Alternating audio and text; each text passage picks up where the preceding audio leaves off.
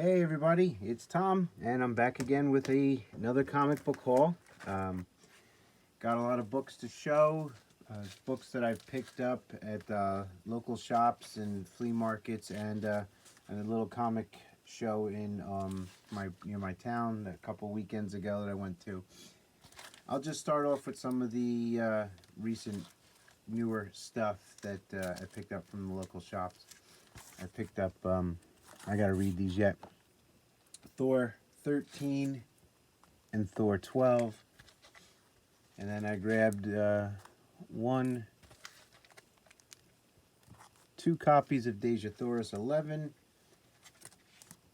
one copy of Vengeance of Vampirella 16, and two copies of Cult of Dracula #1. This is, I never see Shannon Mayer doing regular issue covers, not that I can remember.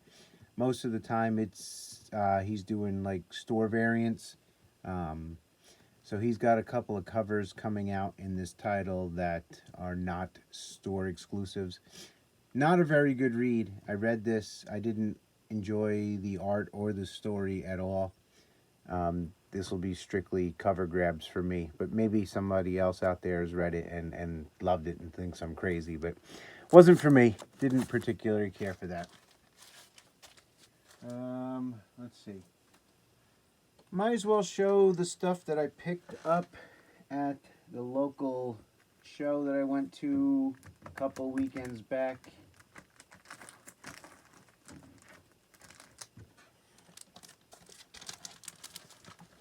Most of these were either 50 cents or $1 a piece.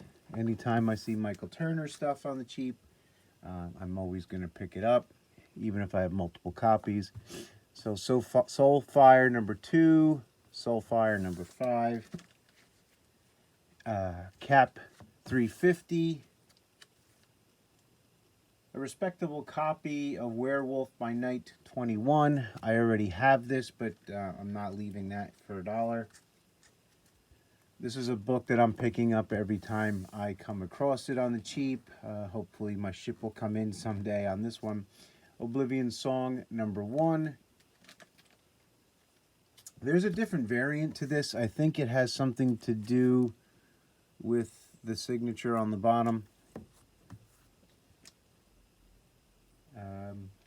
Grab this.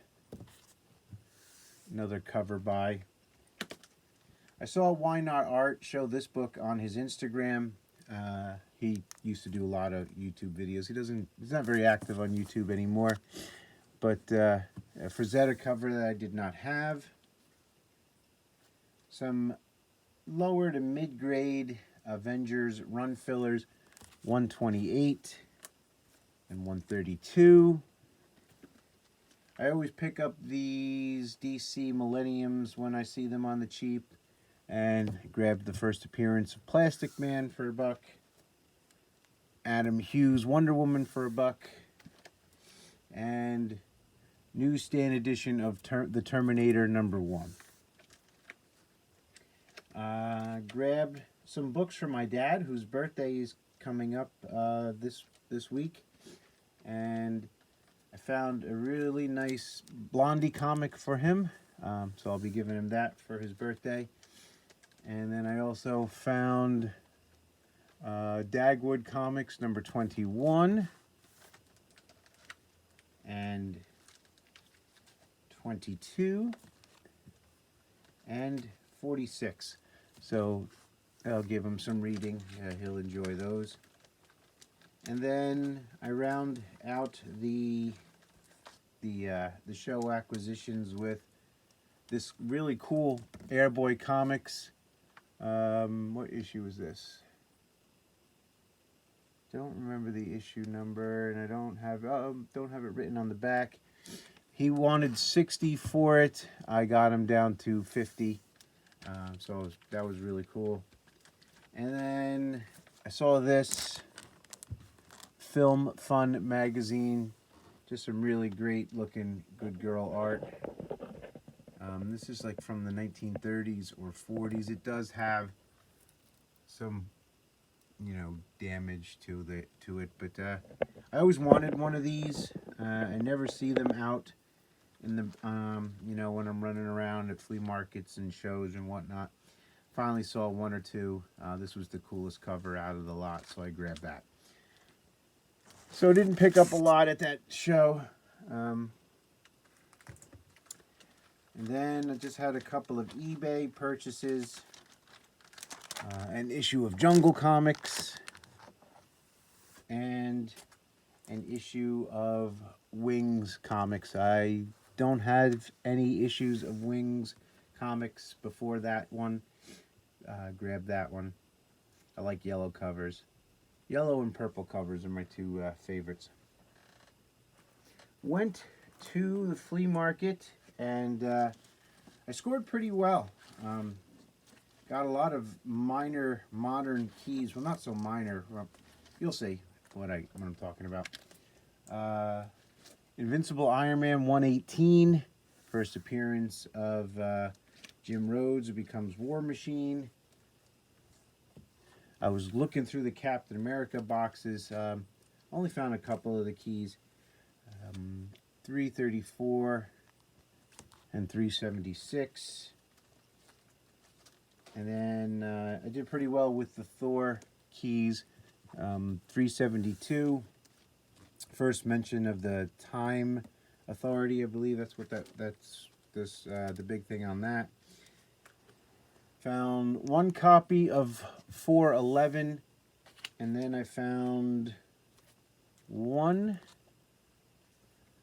2, 3 newsstand, 4 copies of Thor 412, first full appearance of New Warriors.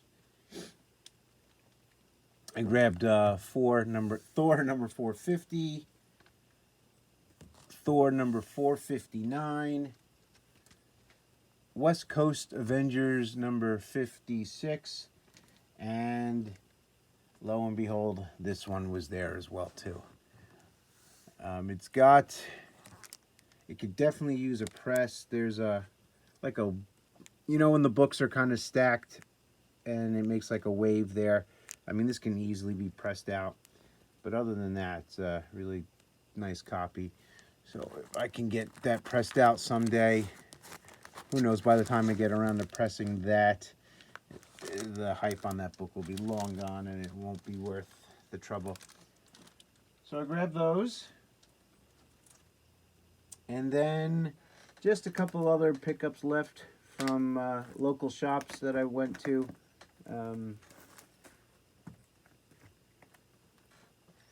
We'll start off with some more modern books.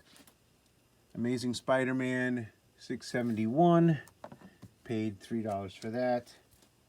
50-cent find. I never see SpongeBob comics out there, so I grabbed number 68. Web of Spider-Man, number 97.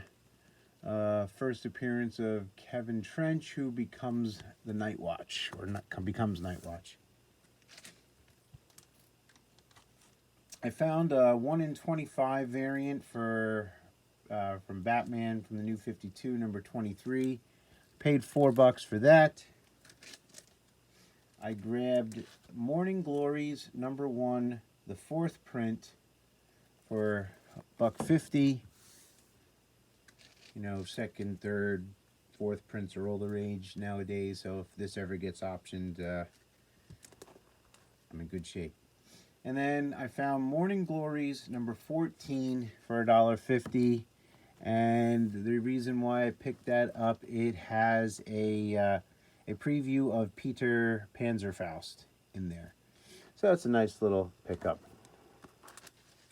And then I think I overpaid for this. I think I just got caught up in the hype of it being a newsstand. But I found Amazing Spider-Man 655. I paid $10 for this. Maybe I shouldn't have, but the next book that I'm going to show kind of makes up for it. But there are no copies of this on eBay. Not that anybody's looking for it, but there are no newsstand copies on eBay at all. Newsstands during this time was like 1% of the total number of books published every week. So thought that was a pretty cool find for 10 bucks. I would have been happier paying $4 or $5 for it. But then I found this copy of America Chavez number 12 for $3. If you look this book up on eBay, people are asking anywheres from $40 to $75 for this book. I think there was about 6,800 copies printed. It's the last issue in the run, and people are just wanting insane money for this book. So, very cool find. I'm going to slap that in a Mylar as soon as we're done with this video. Got that for $3. Then just some other modern pickups. I thought this was something. It's not Marvel Knights number 1. It's a variant. And then this book was hot a long time ago when it first came out. The Adi Gradoff cover for Amazing Spider-Man Renew Your Vows. Really nice looking cover. Then I grabbed some Bronze Age stuff. Brave and the Bold 197. It's got in an alternate universe where Bruce Wayne and Selina Kyle get married. Run filler for Marvel Team Up number 18. Marvel Premiere number 22. They said that this is first appearance or one of the earlier appearances of Misty Knight. I went through this issue twice. I couldn't spot her. I must be really missing it. But that's what people say this book is. Then I found Marvel 2-in-1 number 5. The second team appearance of the Guardians of the Galaxy. Grabbed that for $6. And then, don't know how much I paid for this copy. For my Captain America run, Captain America 157. Then I had some store credit. I had $20 in punch cards available. This book was on their wall for $30, so I wound up getting it for $10. Captain America and Falcon 137. A really nice copy of Forever People number 2. There is a first appearance in here, and of course I didn't write it down and I don't remember. But really nice, clean copy of this. Paid next to nothing for this as well. I forgot how much. And does it have a date stamp? No, I thought it had a date stamp on it. But really, really nice copy of Forever People number 2. And just a few more books and then we'll call it a haul. We got the Monster Frankenstein number 10. Strange Tales 164. This one does have a date stamp. Thor 183. Thor 145. Doctor Strange 181. And Detective Comics 355. And I have 2 more books to show.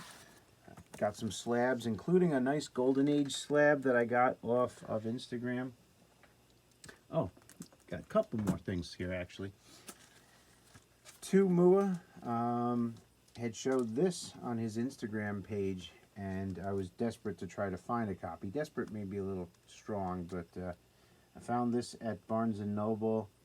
It's not in the greatest of shape because it's on a newsstand, but picked up this Star Wars Insider magazine. This was 15 bucks. Nice painted cover of Boba Fett. And while I was there, I came across this magazine. Nice Frazetta cover. The Creeps, number 29. So had to have those. All right, coming down the home stretch. My local shop got a whole bunch of really random slabs in the other day, including somebody slabbed a blank sketch cover that didn't have a sketch on it, like just random books. But this was in there. Picked this up for $25. Astonishing X-Men #1, Lucio Perillo variant for 25 bucks. I mean, it costs you $30 to get a book slabbed by itself. So, happy to have that. My first Perillo slab. And last, but definitely not least, The Tomb of Terror #5 from Harvey Publications from October of 1952. Paid $100 for this, 2.5 grade. It got a 2.5 because the cover is detached, and I think when I spoke to the guy I got it off Instagram, I asked him, I was like, was that attached when you sent it in? And he thought it was. He thinks that it got detached during slabbing, which I've heard happened before to other people. But detached or undetached, you know, if it's in the slab, it doesn't really bother me that much. It's more of a art piece for me when it's in a slab like this. And really nice cover. Who did this cover? Does it say? Lee Elias cover and art. Bob Powell, Joe Marcus, Joe Certa, and Rudy Palis art on the inside.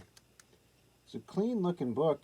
It's too bad the cover got detached. It probably would have been a 4 or a 5 maybe without the cover detachment. But really cool mummy cover and damsel in distress type thing. So that's it, guys.